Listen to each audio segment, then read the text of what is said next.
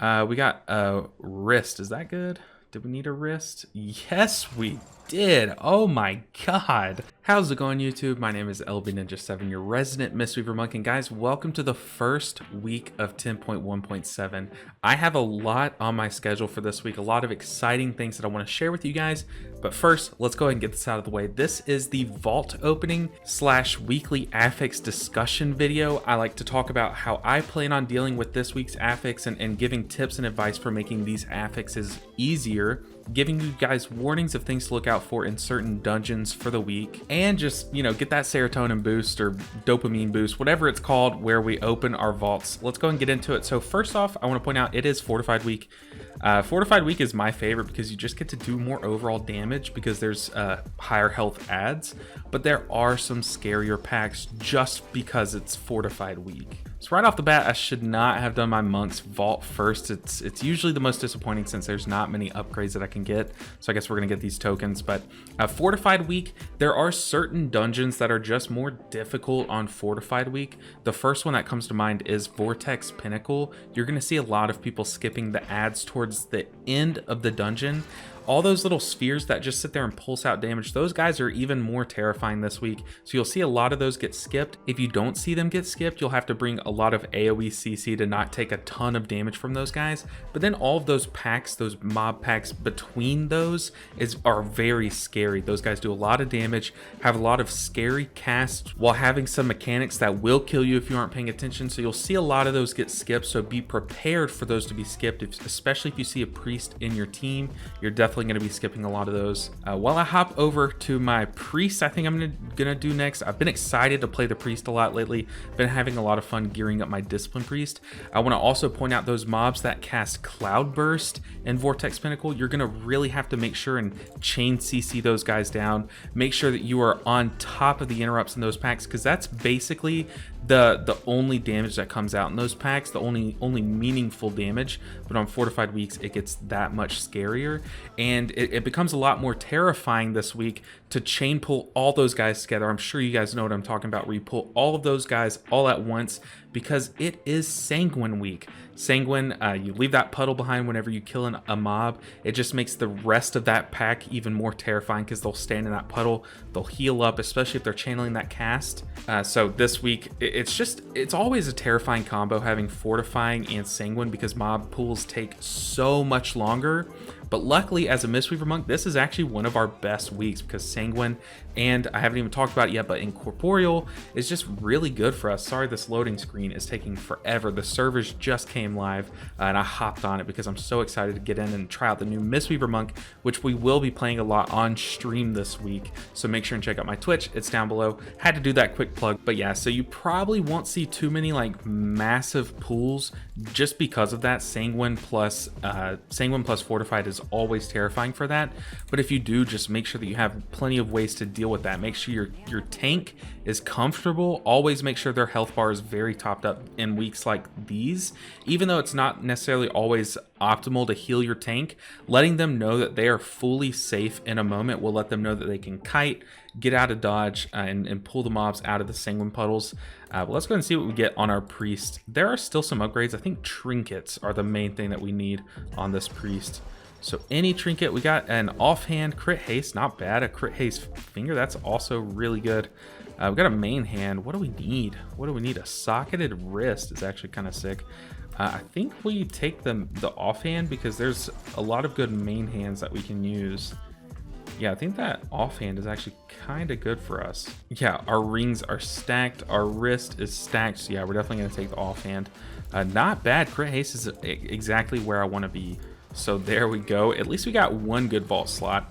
So now I want to, while I'm logging into my next character, which is going to be my druid, I want to talk a little bit about the other affix, Incorporeal. So Sanguine is all about doing like AoE control. You don't necessarily want to stun mobs almost ever if they're about to die, because then you're going to keep them in the puddles and heal them back up. But you use things like Ring of Peace that can get them out of things. Like Typhoon is another good example where you can boot things, or the Evoker push. I think like Wing Buffet buffet. I don't know. I don't know how to actually say it. I say both because I actually have no idea how to say it. Incorporeal is a really easy affix. I mean, it truly is such an easy affix. As long as you bring 2 or 3 people in the group that can deal with it, it's kind of like afflicted. If you don't deal with it, it can ruin your group. But if you do deal with it, it's just so easy, and it's so actually easy to deal with. It's the one where those 2 ghosts will spawn, and all you have to do is just use a certain group of CC on those ghosts. So if you have an alt army like I do, it's always best to study up on this chart. I'll leave it up. This, I don't know if this chart is perfect, but these are all the spells that work or are guaranteed to work. There might be some that are missing from this chart, but if you need to pause it, if you need to take a screenshot, so when you play your evoker, you know you can sleepwalk it, and then you log onto your mage, you can polymorph it. Us monks, we can paralyze it, and then druids have hibernate or cyclone. I think hibernate's the better of the two, just because it's like an easier button to lose for a while. Just CC these ads, forget about them. Damage does not break the CCs, but just drop it as soon as they come out. Try to put like a sound cue if you use like bigwigs or DBM. Put a sound cue that'll let you know right once they spawn, so you just know to turn, paralyze it, and then get back to the action. But Incorporeal is very easy.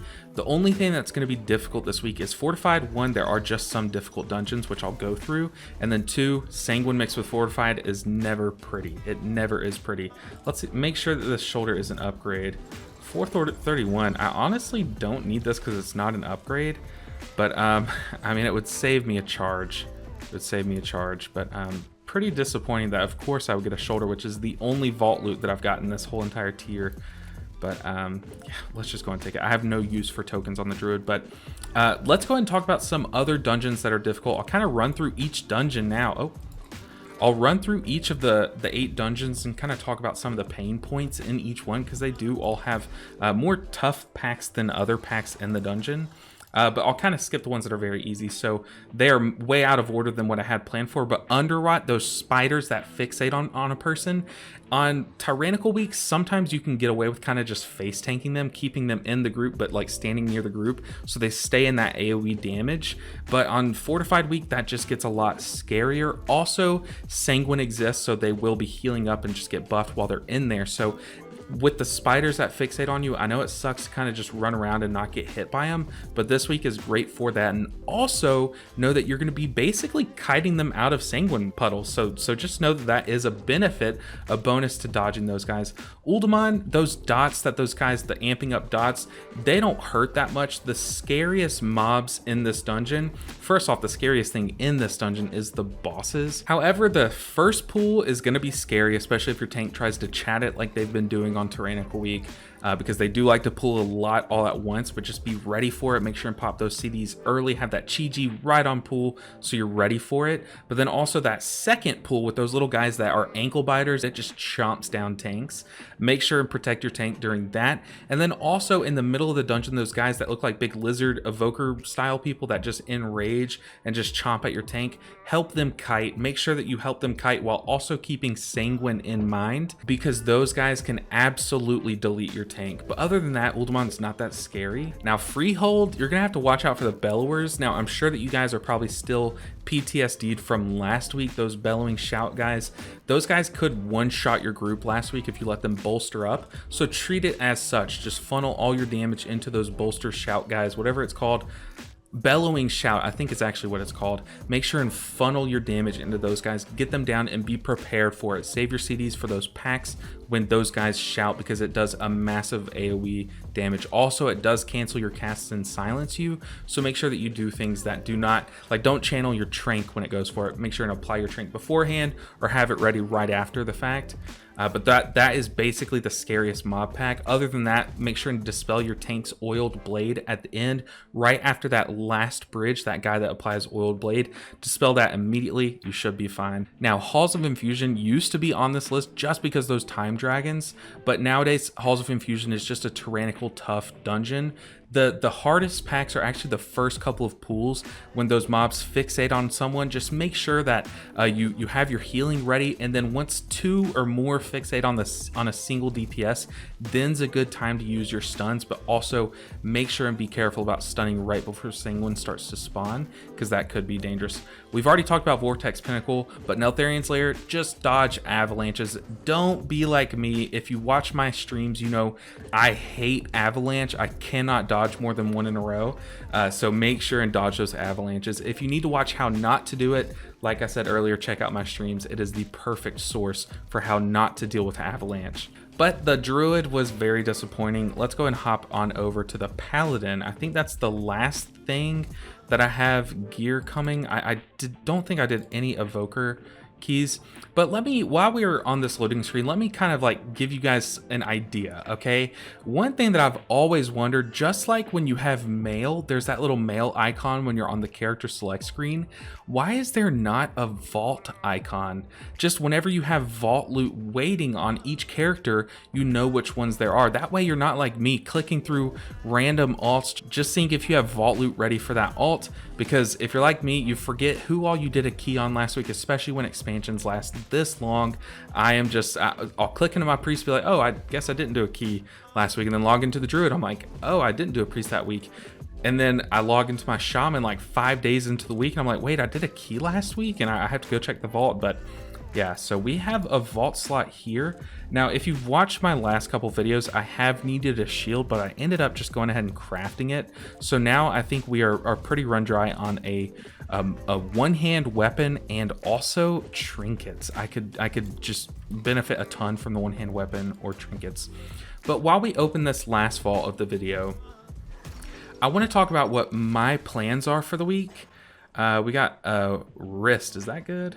Did we need a wrist? Yes, we did. Oh my god. That upgrade is massive. 444 from a 385. You've got to be kidding me. That is like the biggest an upgrade can get, basically. But anyways, my plans for this week. First off, I want to go ahead and talk about my plans for this Saturday. If you have not heard yet, I have a 12-hour live stream on my Twitch planned for this Saturday starting at 10 a.m. Central. It's going to be all Mistweaver content. It's going to be a ton of fun. We're going to try not to just make it some average, normal Mistweaver stream. We're going to go above and beyond and do community events. Try to get on those like WoW clips of the week, WoW highlights of the week channels. We're going to try to kill bosses with all Mistweavers in Heroic Raid. We're going to try to kill Mythic Dungeons with all Mistweavers. We're going to do RBGs with all Mistweavers. Just have a ton of fun playing with you guys. So make sure and go ahead and follow my Twitch, mark it on your calendars, and show up, because I need you guys to play with. I can't log in to 10 different accounts at once and play all of them at once. I can only play myself. I need at least nine of you guys to come on out and get ready to play, because it's going to be a blast, and I am super excited for it. I am excited to see you guys there. But also, I plan on just playing my Mistweaver. You guys saw I'm at like 2875 IO, and I have not really pushed keys this season at all. Basically, since Shadowlands, I haven't pushed keys. But I've been having a lot of fun actually trying to do higher keys than I've ever done, and I'm actually proving myself wrong a lot. I can do a lot higher keys than I thought I could. So it's very exciting, and it kind of makes me want to push, even though it's toward the end of this season, and I know there's not too much time left to push. I'm gonna do it. So if you want to see that, I will be pushing keys live on stream this week outside of that 12-hour stream, but then also I do plan on pushing some keys during that 12-hour stream. But I really think if I play my cards right, I could reach 3000 IO. It would be the second time I've ever pushed for 3000 IO, but this time I do think I can go well beyond that. So I'm really excited now that it's Fort Week, since a lot of my higher keys, I say higher because I know these are high for me, you know what I mean? But a lot of my higher keys are tyrannical keys. So I'm very excited to push here. But also, I am super excited to play my Resto Druid. Have you guys seen the Grove Guardian ability? It looks so cool. If you're a Mistweaver at Die Hard like I am, you remember Fallen Order back in Shadowlands. It's a lot like that. So I am super excited to play that, because not only is it like Fallen Order, but you summon treants that just sit there and like dance while they cast spells. It looks awesome. Super excited to level up my Druid. but also I'm going to be grinding out some keys on my priest as I'm getting close to being able to do plus 20s on my priest. And I haven't done a non-Mistweaver plus 20 since I mained Resto Druid back in Shadowlands. So that's my plan for this week. I am also watching my dog. She is sitting here at my feet, finally being quiet. I had to wait about an hour for her to stop barking so I could just record this video, and she also interrupted me about 3 times. But guys, if you like my content, or if you just want to throw a like my dog's way, feel free to hit that button because it helps me out. It pushes my content further in the YouTube algorithm, but it also pushes me a little closer to my dream of being a full-time YouTuber. Also, if you are not subscribed, make sure and subscribe because I make a lot of healing content. I love this game, World of Warcraft, and I want to see not just myself get better at the game, but I want to see the community, the healing community, happy and loving the game just like I am. So make sure and hit the subscribe button if you want to join me on my YouTube journey early because we just hit 3,000 subscribers. Thank you guys so much for all the love and support that you have shown me, not just on YouTube hitting 3,000 subscribers, but for also hitting that sub goal on Twitch and allowing me to do that 12-hour live stream. I'm super excited for it, and I am excited to see each and every single one of you guys there. But guys, that's going to do it for this video. Good luck this week. It might be a difficult week to push just because of this combo, the Fortified Sanguine combo, but I believe in you guys. Just make sure and Ring of Peace those guys out of the Sanguine, and you'll be perfectly fine. But like I said, if you like my content, if you like this video, hit all of those sellout buttons below, and also comment below if you guys think that there's anything that I left out, anything important about these affixes or about this week that you want to discuss. Also, with all the changes to healers recently, I do have a lot of content planned, but if you guys want to see something in particular, make sure and drop that idea down below because I do read and respond to every single comment, and I'm excited to go down and read those and see what you guys want to see and deliver that content to you guys. But until next time, I hope that you enjoyed this video. I hope that I gave you guys some meaningful information, or just you guys got to see me crack some vaults. But thank you so much for watching. Thank you so much for all the support lately. Don't forget about the 12-hour stream, 10 a.m. on this Saturday, September 9th. But until then, I'll see you guys in the next video. I have some pretty spicy stuff planned, so stay tuned.